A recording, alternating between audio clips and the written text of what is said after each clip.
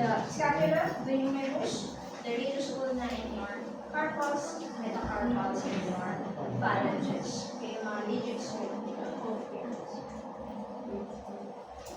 Yan. So, sa loob, yung kanilang clavicle is usually naka-embed lang siya. Na mismo nila. Tendon. In between the brachiocephalic muscle. So, we have your clavicular tendon. Sa inyo is yung collarbone. Yung mga pinapakita nyo, mga ganun-ganun. That is what you call your clavicle. And then we also have your scapula. So, balik na tayo dito para natin.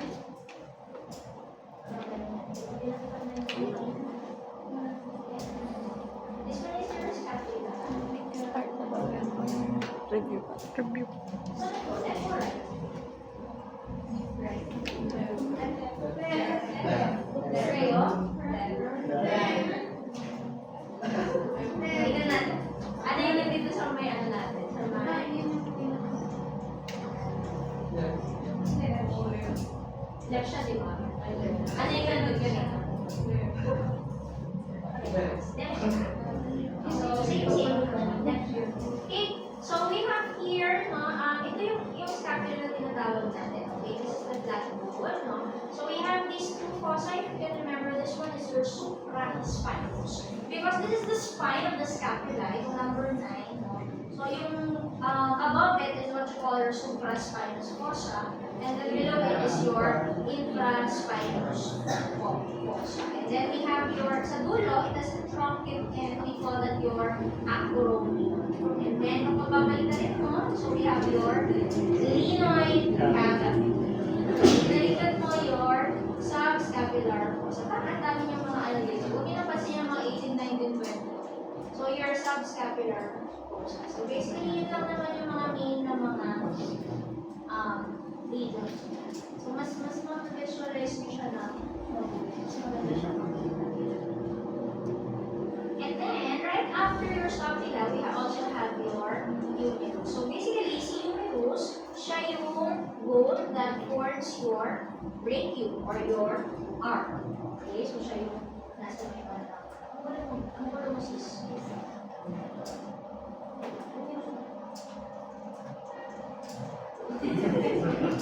Ayun yan, chill. Ayun. Meron niya itong ayan. So, this one is your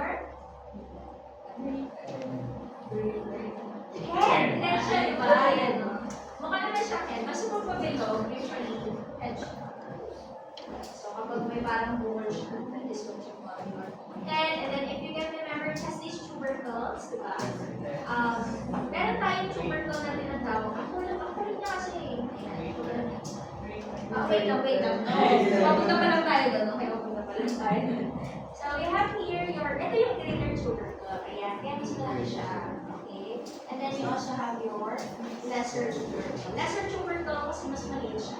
Pag mas malaki, it's your greater tubercle. Ayan, so ganyan siya. Ayan, yung greater tubercle, lesser tubercle, and then we also have your, ito yung natawag din na deltoid tuberosity. Yes, perfection. So, yun yung deltoid tuberosity. Okay? And then, yun yung control. Hindi na pala kami. Ang bilis mo.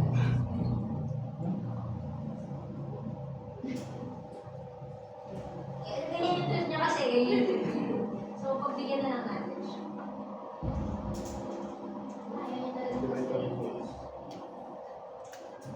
Tapos again, remember, kung nasan si deltoid tuberosity, yun yung kanya, saan siya? Sa may lateral or sa may medial?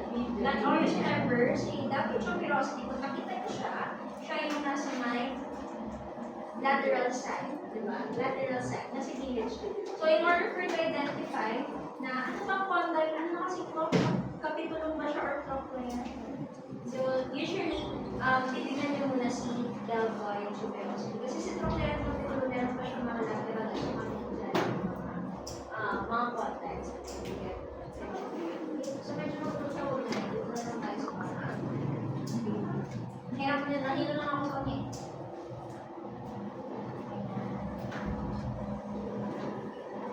So, yan. Tapos si tubercle, the lesser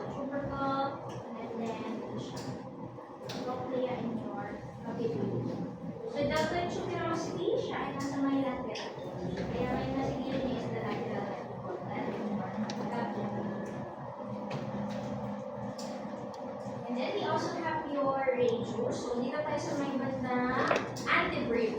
Ito natin are your forearm. Okay? So, the radius, no, at saka si ulna. So, ang kanyang conformation is radius yung nasa may middle side.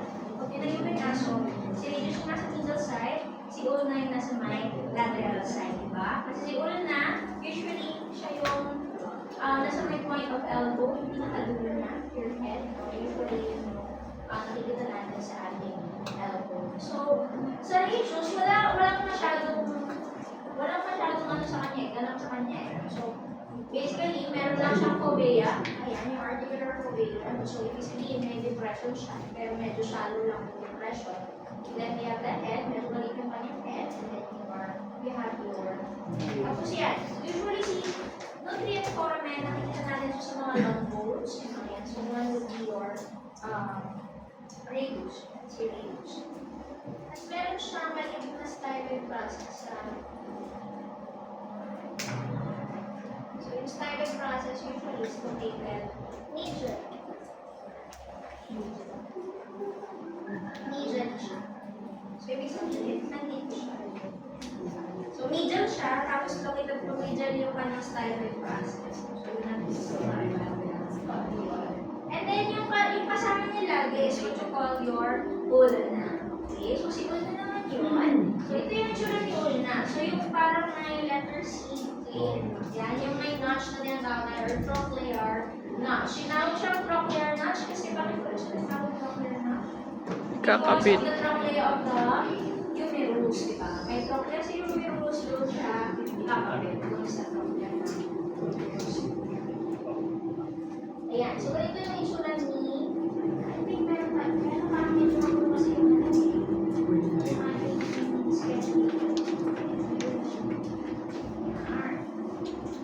so ganyan yung itsura ni ulna. Kung papansinin nyo, may parang pasi siya. Okay. Tinatawag natin na trochlear. Tapos ito yun, kasi hindi nyo masyadong nakita ng last time mga nandito. May notch ulit. Kung saan kumakabit si radius, yan yung tinatawag natin na basal notch. So yan, again, this one is your trochlear notch, and then this one is your basal notch. This one, yung kabuuan niya is what you call your olecra. So ito yun, yung nasa elbow natin, yung kapag mga sila, yun yung kami na olecra. So, anyway, yung mga ibang structures is mas visualize further. Kapag nahawakan nyo na yung mismo, meron naman tayo guidance. And then your carpus, so basically for your carpus, just remember that it's comprised of 7 rows. Okay? And then, it has proximal rows at saka distal rows. So 2 rows lang siya. Okay? Yung proximal yung nasa taas, tapos yung distal is yung nasa baba. For your proximal, it's composed of your intermediate radial. So it's the end, make sure na siya nandalong mo. Nag-fuse yung radius, ay yung radial bone, at saka yung intermediate carpal bone. Kaya siya tinawag na intermediate radial. Then your ulnar and your accessory. So ganito yung itsura niya. Ito yung pinakita ko kanina. We have these are your carpal bones, 7 sila. So medially, ang pinaka-located is your intermediate radial. Okay? So again, intermediate radial, the ulnar, and accessory. Ulit-ulit namin yun. Tapos carpal, 1, 2, 3, 4. Okay, ganun ang bilang sa akin. From medial to lateral siya. Okay? So kung ano, yun nga, sabi ko nga, hindi siya pwede bumalik kasi for example, naging 1, 2, 3, 4, so wala kang natamaan. Yun na nga lang yung alam mo, yung 1, 2, 3, 4 na nga alam, nagkamali ka ba? Okay? So, always medial to lateral. Okay? So, ganun yung ating pagkulang. So, intermediate radial, the ulnar and your access. So, yan, may mga articulation sila. May epipacta sila. May epipacta 4. And then your access are yan. So, tingnan yung kanyang conformation. So, intermediate radial, ulnar, and your accessory. Tapos yung first, second, third, and fourth. And then we also have this clinical significance, no? So kapag valgus, ibig sabihin, yung mga bones that are distal to your carpus, nag-deviate sila laterally. Okay, so nakaganyan. Okay, so ito yung carpus, nakaganyan yung kanilang mga. Kapag baliktad naman, pag nakaganyan, is what you call your valgus. Okay, so carpus valgus, carpus valgus. Okay ka pa ning okay. Bigyan ng tama yan. Okay, so we also have, ayan. So yan, easily located siya, easily located siya, kaya nagagawa. So ito naman, this your carpal bones, dito sa may part na yan, na values na siya. Okay. Okay na yung stitch yan. And then for your metacarpal, so again, this one are carpal bones. So this one are your metacarpal bones. Okay? So they're typically 5 in number and they are cylindrical in shape. First metacarpal bone is usually the shortest. So yung pinakamaliit. The first metacarpal bone is usually the shortest. And yun yan. Kapag meron siya, hindi na natin na juglog. Yan. Tapos we have this 1, 2, 3. 2, 3. Medial ulit yung kanyang pagkakas. Okay? So pinakamahaba is your 3 and 4. Shorter yung ating 2 and 5, no? And then the shortest is your metacarpal naman. Okay? Tapos, for the phalanges naman, usually as 4, main with belly. Kasi yung isa nga, hindi kompleto yung kanyang phalanges. So it's either wala siyang middle phalanx, no? Or proximal phalanx, distal phalanx lang ang meron. And then for the distal phalanx, always remember, meron siyang ungual process. So, ungual process. Para doon mag-enclose yung mismo. So, doon nag-enclose yung mismo. Okay, so tapos na tayo doon. Ngayon, pupusin na tayo sa talagang main topic natin. Okay, yung bones of the pelvic. Okay, so for the bones of the pelvic limb, so ito yung mga buto na meron sa pelvic limb. First, we have is yung pelvic girdle na tinatawag natin. Okay, so for the pelvic girdle, it is comprised of your hip bone or your osteocyte and then the sacrum. Kasama siya, nakadikit siya doon sa mismo hip bone. Okay, and then we also have the thighs. So the thighs is what your femur. So basically, the femur is the largest. Yan yung pinakabigat daw na buto na meron yung femur. Then we also have the crus or the leg. So this one is your tibia and your fibula. Kaya pag sinabi makinis yung legs niya, ang sinasabi makinis is yung dito, sa may bandang baba. Kaya mali siya. Okay, so mali yung ganda ng legs. Dapat maganda yung yung thighs na ang sinasabi. Kasi ito yung legs. Okay. Then we also have the hind paw or the pes. So basically, pinag-compress yung mga paa. No? Is what you call your hind paw. Hindi sa inyo ha, hindi sa inyo. Eh, yung hind paw, hindi na. So, nilalaan na niya, naging aso na siya, no? Yun na pala yung end ng semester. Magiging pala siyang gross anatomy of myself pala siya. Okay, so we have the pes. If you can remember, sa dito ang tawag ay manus, di ba? Manus. Pag sa baba ay pes. Manus, pes. Kaya manicure and pedicure. Doon siya. Okay, so alam nyo na. Okay, So tayo. Manicure pa pala. Okay. Manicure is okay, manus and pes. Then we also have here, sabi ko nga, the bony pelvis or pelvic girdle is comprised of your ostoxy. Ostoxy yung tawag sa hip po. Ostoxy and your sacrum. Ayan. So ito yung pelvic girdle na tawag natin. So it is comprised of your ostoxy, sacrum, and few caudal vertebrae. So basically, we have these inlets. We have the pelvic inlet, ito yun, pelvic inlet, and then we also have your pelvic outlet. So babae, mas malaki ang ating pelvic outlet because we are to give birth. Okay, so kailangan mas broader siya yung ating mga pelvic outlet. Yes, kaya mas Mabalakang. mabalakang. Yeah, mabalakang kami because we have broader na mga hips. So it consists of ostoxy, sacrum, and few caudal vertebrae. Papansinin nyo, nakadikit si sacrum doon sa ating ostoxy. So si ostoxy, hindi siya yung buong yan. Okay? Ito lang siya. Okay? Itong isang buong yan is what you call your ostoxy. Tapos, ibig sabihin, dalawang ostoxy yung meron sa ating hips. Okay? The right and then the left. Okay?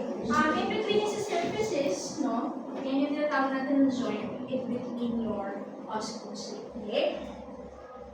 Yan. So, ganyan siya kapag may ating cross-section view. This one is your ostoxy and then the sacrum. Tapos, few ng caudal vertebrae na kasama sa ating pelvic girdle. Okay. So we proceed with your auscultate. Okay. So the auscultate, usually it has distinct bones. Four distinct bones na yung but actually, katulad lang siya kasi yung isa, through time or through age, no, hindi na siya masyadong nakikita. So first one is you have your ilium. So si ilium, siya ito. Yung pinakamalawak na area dyan, that is what you call your ilium. And then we also have your issue. Most caudal, ibig sabihin siya yung nasa dulo ng bato. So itong part na to is what you call your ilium. So again, this one is your ilium, your ischium, and then your pubis. Okay? So si pubis ay ventromedial. Okay? So kasi ventromedial. Ventro, nasa baba. Medial, nasa gitna. To the ilium. Ilium nasa taas. So ventromedial. Okay? And then acetabular bone, it helps form your acetabulum. So basically, dito siya sa may bandang area kung saan lumibigyan yung ating femur o yung ating pelvis. So yung may part na dito. So yun yung tinatawag na acetabular. Yan, so yun yung itsura niya. Daming words. Hindi ko na siya ano. So basically, this one is your ilium. Yan. Okay. Yan yung ilium natin. Tapos pagdating dito sa dulo is your issue. So dito is your pubis. Ilium, balik kayo ba dito? Si ilium and si issue. L before S, diba? Ilium, issue. So si ilium lang taas, issue minus 1. Tapos in between is your pubis. Ilium, pubis, issue. So ganyan yung tsura niya in pubis. So meron tayong ano, may 3D modeling na naman tayo. Kaya kung ginagawa kasi tayo ng ito.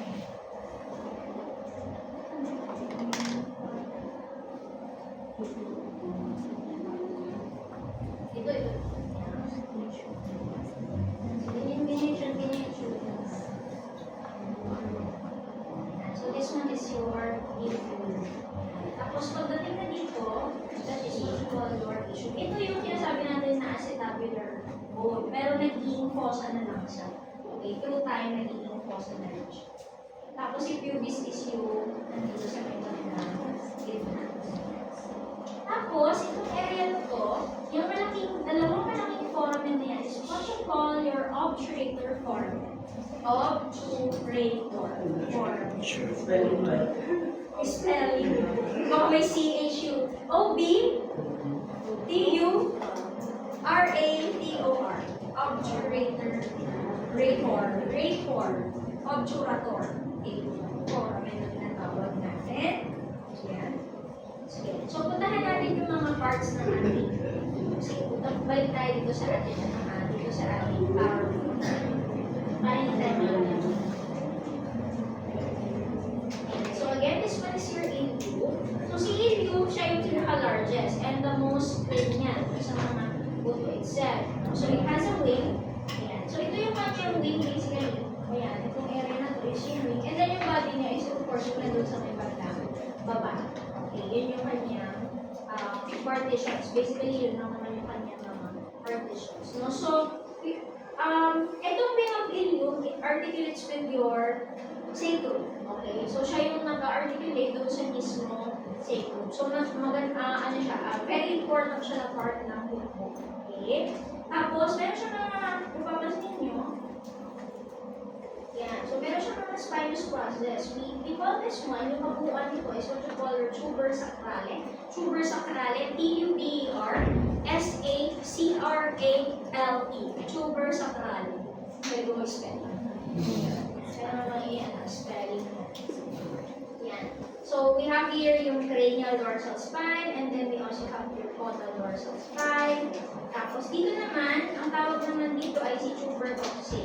Dito sa may part ng baba. So, pag sa taas, tuber sacrale. Pag sa baba, your tuber coxae. Then, we have your iliac crest na tinatawag. Ang tawag dyan is ito nga, wing of ilium. Kasi nga, parang wing siya, tapos your body. So, nasundan, tuber sacrale. Itong part na to, tuber coxae na sa baba, the iliac crest. You have the wing of the ilium, and then you have your body of the ilium. Okay?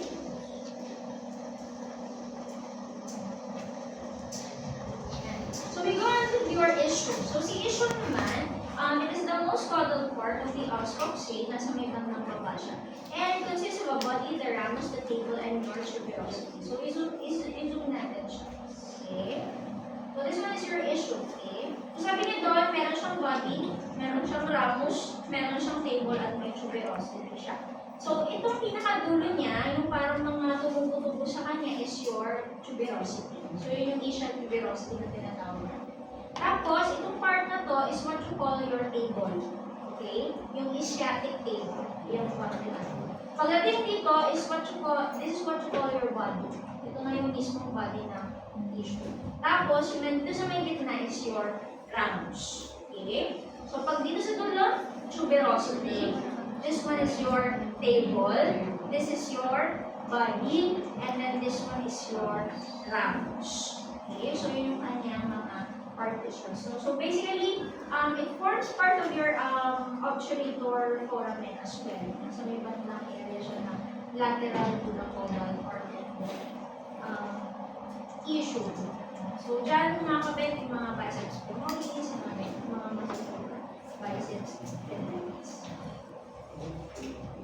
And then lastly, for your pubis, so craniopentral part of the os coxae or ventromedial to the ilium, so it consists of a body and your ramus. So dito naman, basically, sabi niya dyan, central body, so ito yun, yung central body.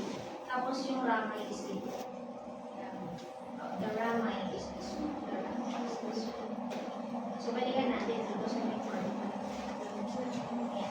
Ayan. Tapos kapag ginilit mo si os coxae or yung mismo buto, ayan na yun. Iliac crest, cranial dorsal iliac spine that forms your supracoxae sa kalalim. Ayan, dito naman siya. Tapos your supracoxae. Tapos, pag pumunta ka dito sa may part, nakalateral view siya. Ayan. So, ito yung tinatawag natin na acetabular fossa. Yung indentation doon sa mismo buto is what you call your acetabular fossa. This one, the large foramen is what you call your obturator foramen. So may mga parts din yan, like for example, si pecten, yung mga yan. Kasi yung dito pala, yung nasa. Yeah, for example, this one, yung part na to, ito yung may cursor ko. Yung part na to is your ischiatic arch. Kasi ischiatic arch, yung tawag sa. Tapos yung pecten of pubis is yung mga yan. So, clinical significance, basically, very common na mga fractures pagdating sa mga hip bones. So, ano siya, madalas na magkaroon ng mga fractures dyan. Kung papasinin nyo dito, notin natin sa x-ray. Ayan, kumari mababasa kayo ng x-ray kasi alam nyo kung kumari yung anatomy. So, again, this one is your ilium, di ba? Basta yung kanyang ilium. Tapos, ito rin, yung pubis niya, naghiwalay. Pati yung kanyang issue, naghiwalay. And then lastly, yung sacrum, naghiwalay din siya doon sa ilium. So, multiple fractures na nangyari sa kanya. Sakit yan. So, basically, kung mga ganyan ng mga situations, no, medyo mahirap na yung isalba. Unfortunately, kapag mga ganyan. May mga iba, tinatry nila na magkaroon ng parang mga plating, mga ganyan, binabakalan, mga ganyan. Pero, hindi kasi siya, masyadong complicated yung surgery. So, either divide, unfortunately, pinapatulog na nila. I-euthanize na yung mismo animal. Kasi nga, painful yan sa animal, masakit yan.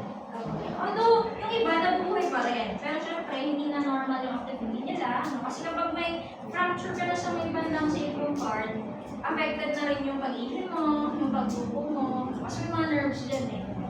Hindi ko kaya pa talaga dito, kaya pa talaga. Yung pabagsak na talaga yung mata niya, gano'n talaga. Hinihil na siya ng lupa eh. Gano'n na siya. So, yun, unfortunately is, gano'n yung mga nangyari. Pero very common talaga ang mga pelvic fractures. We also have here yung hip dysplasia na dawag natin. So, nangyari sa kanya, for the hip dysplasia, kaya remember nyo yung acetabular fossa, usually malalim siya. So, ang nangyari sa hip dysplasia naman is shallow, yung acetabular fossa. So, imbis na ganyan yung acetabular fossa nila, ganyan lang. So, yung head of the femur, syempre, wala siyang masyadong kakapalitan. So, ang nangyayari is, yun nga, nagkakaroon tayo ng malformation dito sa may part na to, nahirapan sila maglakad, medyo masakit yung kanilang paa, mga ganyan. So, usually, ang ginagawa nila dyan, tinatanggal nila yung head ng femur. And so, tinatagyasan nila para magbuo na ng sariling joint yung katawan. And gagawin niya is so, ganun yung mga ginagawa nila ng surgery or surgical cases. Kaya applied anatomy talaga siya. Kailangan na lang muna yung structure niya. Ayan. So, ito alam niyo naman, that is your acetabular fossa or acetabulosis. Okay. Kung papansin ninyo, hindi siya ganun kalalim, di ba? So, medyo shallow lang siya compared sa mismo normal na acetabular. Normally, nangyayari yan kapag mga large, medium or large breed of dogs kasi nga, mas may pressure. Mas mabibigat sila, so mas may pressure dun sa mismo area. So, kung lagi siyang naglalakad, tapos talon pa siya ng talon, kaya kung may mga medium or large breeds of dogs kayo, magtayan nyo yung kanilang hips. Kasi, very prone sila sa bato. Yung rat. Ay, ano yung aso nyo? Rottweiler ba yun? Yung aso nyo? Kayo ba yun? Sino yung nakausap ko doon? Wala? Si Yuri dito. Sabi niyo may Rottweiler siya. Pero yung nakuha mo ng dugo. Wala na yun. Wala na siya? Hindi, dokol na natin. Ay, wala natin. Wala natin. Kasi yung dugo nila, kinuhanan niya. Nag-flat-flat na yung dugo nilagay sa tube. So, pag kumuha ng dugo pala, nakalimutan ko sabihin kasi, pag kumuha ng dugo, lagay niyo agad sa tube para hindi siya mag-flat. Okay? Susunod, okay? Kasi baka mag-blood collection tayo dito sunod para yung iba namang members ng grupo makapag-blood collect. Kasi yung ginawa niyo is, isa lang no, yung blood collect. Tama ba? Sa mga pergo, isa lang yung nakasubok. Kasi yung iba naghawak lang, yung iba nag-picture, tapos yung iba walang ambag masyado, yung iba nag-drawing lang. Okay, so may sarili-sarili kasi kayo. So mas maganda talaga yung lahat kayo. Magsasabi. Ayun. Sige na. That's like the same.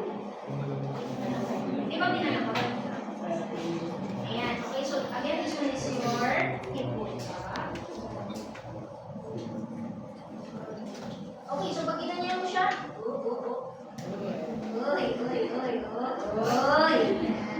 Ayan, so this one is your ilium, diba?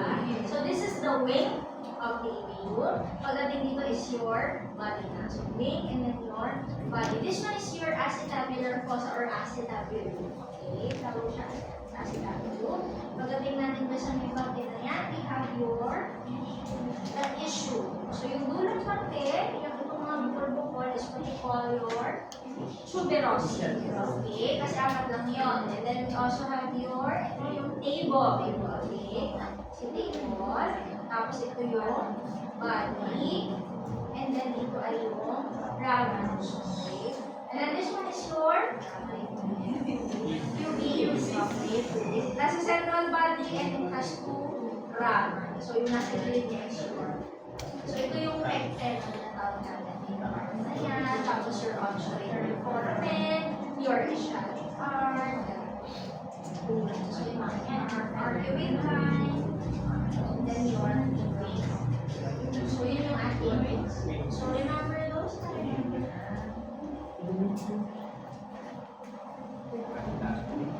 And then we also have your femur. So for your femur, this is the heaviest bone of the skeleton. So yung pinakamalaking pato talaga sa atin, yung ating femur. So it articulates with your occiput proximally and tibia and patella distally. So it has this hemispherical. Basically, si acetabulum, yung nandoon sa inyong occiput, dumidikit doon sa head of the femur.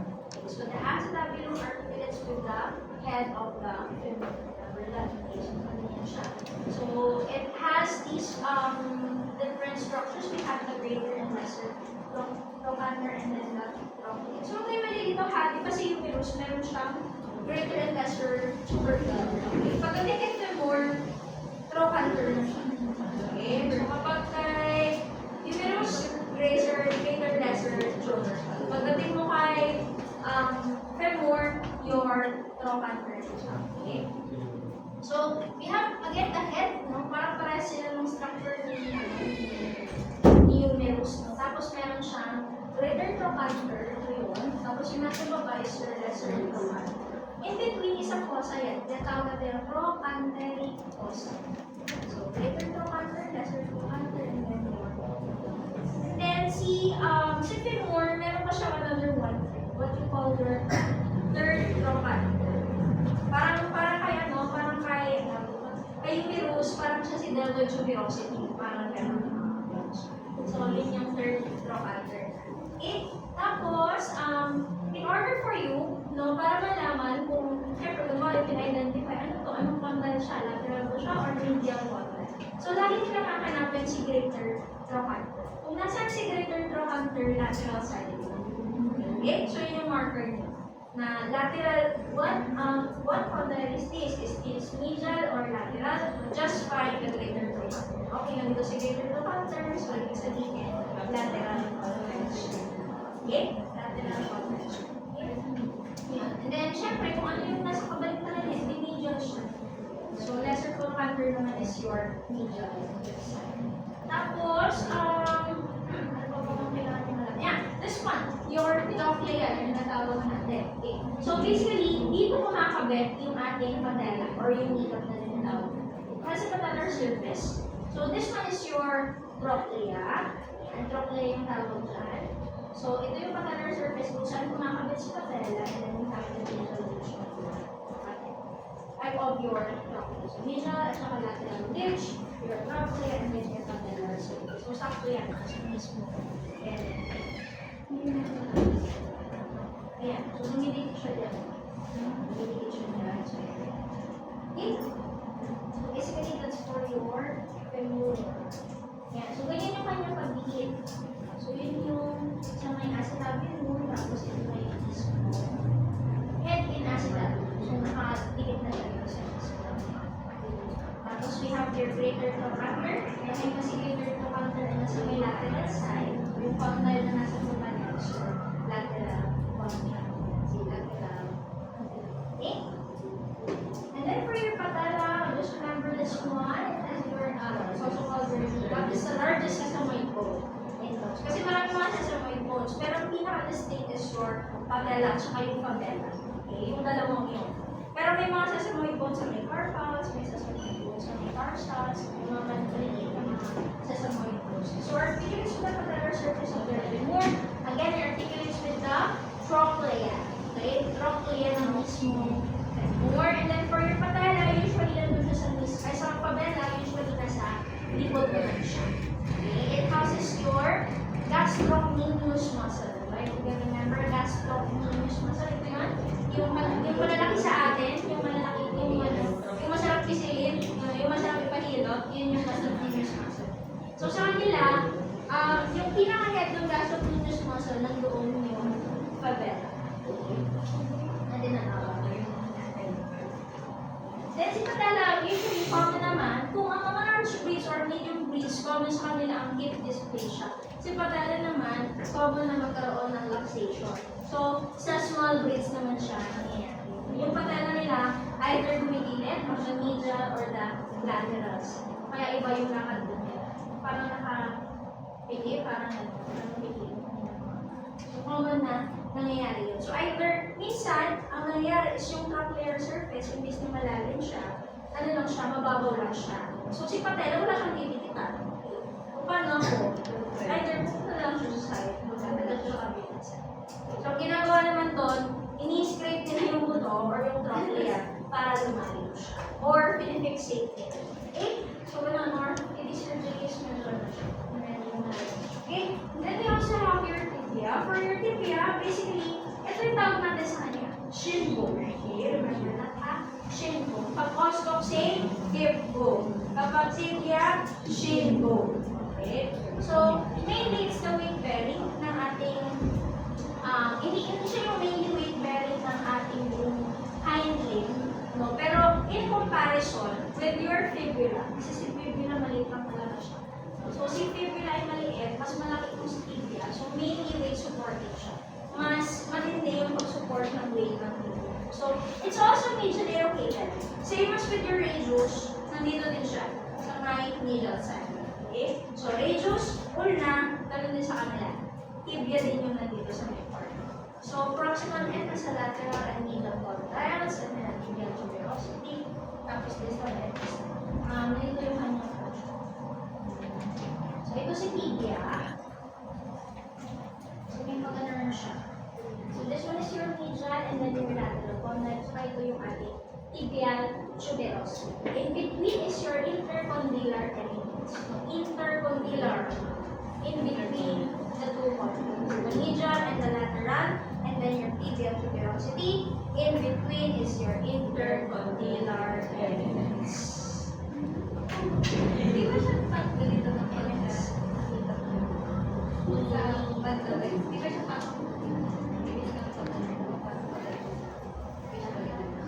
hindi ko nag-gets. Yung sa may ano. Sa may tibia. So, ano talaga? Ano to? Kapag visually hindi siya parang pagitna. Hindi siya pag-ganun, pero pag-ganun siya. Hindi ko nag-gets yung tanong niya. Hindi siya pagitna. Oo, ganyan siya. Ganyan yung itsura niya. Ayan. So, hindi siya nakaharap sa'yo. Yung tibial tuberosity, hindi na siya nakaharap sa'yo. Nakaganan. Ganun tama. Hindi siya pag-ganun, pero pag-ganun siya. Visually natin. So, yun. Ito, ang gusto pinapakita nila is the cranial view. Okay, so kapag nakaharap sa'yo. Pero if it's articulated with each other, so ganito na yung kanyang itsura. So again, can you remember yung space in between the two bones? That's what you call your interosseous space. Okay, so kapag pinala mo ito, may space in between, that's what you call your interosseous space. Diba? If you can remember, sa radius and ulna, kaya nakapag-pronate and supinate ang ating mga aso because of the interosseous space. The radius and ulna are not fused. So same as with your tibia and fibula, they're not fused together. They're just fused kung papasin yung the 2/3 of the structure. So actually para kanina pinakadulo na yung apartment. So yeah. So they're infused or fused na sa ating parts. So meron pa rin tayong interosseous space na in between those two bones. Tapos, ayan, kung papansinin nyo, si fibula, wala, parang support lang siya, gano'n. Yung ginawa lang siya ni Lord kasi parang i-support lang talaga si tibia. Okay, so sabi niya, malungkot siya, ay bigyan natin siya ng roll. So, ang tawag kay tibia shin bone. Ang tawag naman kay fibula is your calf bone. Calf bone, okay? Sabi niya dyan, isa tendon. So, kung mapapansin ako, makikita niyo talaga siya sa totoong buhay, sa totoong buhay. So, ano siya, sobrang manipis talaga siya. Nagiging siya magputol, madali din siya magputol. So, it provides muscle attachment. Ang pinaka-ano niya lang, role niya lang is for stabilization at saka muscle attachment. So, pero hindi siya mainly weight supporting. No? So, minsan may mga iba, nababali yung kanilang fibula, pinapabayaan ng iba. Kasi nga, wala siyang masyadong role. Okay. Pero, ano pa rin siya, for muscle attachment pa rin. Pero in terms of weight, makakalakad pa rin yung aso. Okay? So, minimal weight bearing, the proximal end has a tibial condyle articulation, and then we also have your lateral malleolus. No? So, dito naman, kung papansinin nyo, no, meron siyang medial malleolus. Tapos, pagdating kay fibula, meron siyang lateral malleolus. So, kapag may weight na yun, yan. So, medial na siya. Pag nakita nyo yung weight doon sa mismong tibia, medial. Okay? Medial. Ibig sabihin, nasa medial side na kayo. Okay? Kapag meron kayo nakita weight doon sa dulo na tibia din. So, again, we have the ostoxae. So, for your ostoxae, that's your hip bone. So, it comprises of 4 bones. Pero actually, naging 3 na lang siya. We have your ilium, the ilium, and your pubis. Okay? So, just remember that. And then, it also has your acetabulum. Okay? So, doon dudikit yung head na femur. Okay? That's the femur. Siya yung heaviest bone. And then, mainly, we also have your tibia and fibula, which comprises your leg. Okay? Or your toes na tinatawag. Okay? And then, lastly, for your tarsus. So, si tarsus naman, Same lang siya with your carpus, no? So, it is comprised also of 7 tarsal bones. Kung maalala niyo si carpus, 7 din siya. Okay? So, ganun din siya. Pero itong si tarsus, ang kakaiba nila, may 3 irregular rows siya. Si carpus, di ba dalawa lang? Proximal row, distal row. Pero pag kay tarsus, irregular row siya. May proximal, may middle, tsaka may distal row. Okay? So, we have the proximal row, which is composed of your talus and calcaneus. And then, for your middle, isa lang siya. The central tarsal bone. Gusto niya, bida siya eh. So, then distal row is tarsals 1, 2, 4. Ayaw niya ng may karo, gusto niya ako lang yung center of attraction. So, basically, ito, ang lagi niyo lang tatandaan is for, yan, si calcaneus. Si calcaneus, it has this tuberosity. Okay? So, dyan dumidikit yung calcanean tendon, common calcanean tendon, or yung Achilles tendon natin. Si Achilles tendon is ito. Ito, medyo matabak siya. Hindi nyo siya makikita. Pero sa mga payat, kitang-kita nyo yung dito sa main part. Okay, yung Achilles tendon. Oo. Yung ano, kapag naka-heels kayo, tapos yung nasusugatan na lang. Yan yung Achilles tendon. Okay? So, yung calcanean tuberosity, nakadikit doon yung calcanean. Sa aso, kitang-kita niyo siya. Very distinct yung kanilang Achilles tendon. No? So, doon nakakabit si calcaneus or si calcanean tuberosity. And then, the tarsal force, the major lateral stabilizer, nasa pinaka-dulo. So, ganito yung sura niya. Kapag in lateral view, this is your calcaneus. Ito yung calcaneus namin. And then, we also have your si talus, meron siyang parte, kung mapansinin nyo, itong parang bilog na yan, din yung tawag natin trochlea. Okay? Ito yung trochlea ng talus. Okay? So again, this one is your calcaneus. Diyan dumidikit yung ating Achilles tendon. Ano yung spell ng Achilles? A-C-H-I-L-L-E.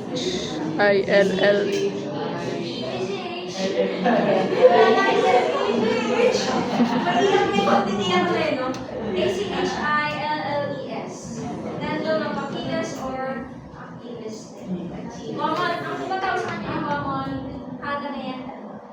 And then we also have yung tuberosity or yung tinatawag natin na calcanean tuber. Okay, tuber calcanean or calcanean tuber, yun yung tawag doon sa calcaneus. Yung parang malaking tumubo na naman sa the trochlea and the talus. Ito sa central tarsal bone na yan. Siya yung medyo nag-iwalay. So ito yung proximal row, the middle row, and then you have your distal row. Ito yung distal row. And again, ang pagbilang, medial to lateral. So ibig sabihin si talus, medial siya. Okay, laging medial si talus, si calcaneus, lateral, 1, 2, 3, 4, and then sa central tarsal bone, syempre tayo sa 8. So yun lang naman yung ating tarsus. So yan, para mas ma-identify nyo, again, this one is your calcaneus, or ito yung ating tuber calcaneus. Tapos ito yung malaking yan is your talus. Yung part na yun is yung tinatawag na natin na trochlea. Part pa rin siya ng talus, pero talus bone siya. Parang process na siya sa talus. Nakuha? Tapos yun, may mga different mga tarsal bones.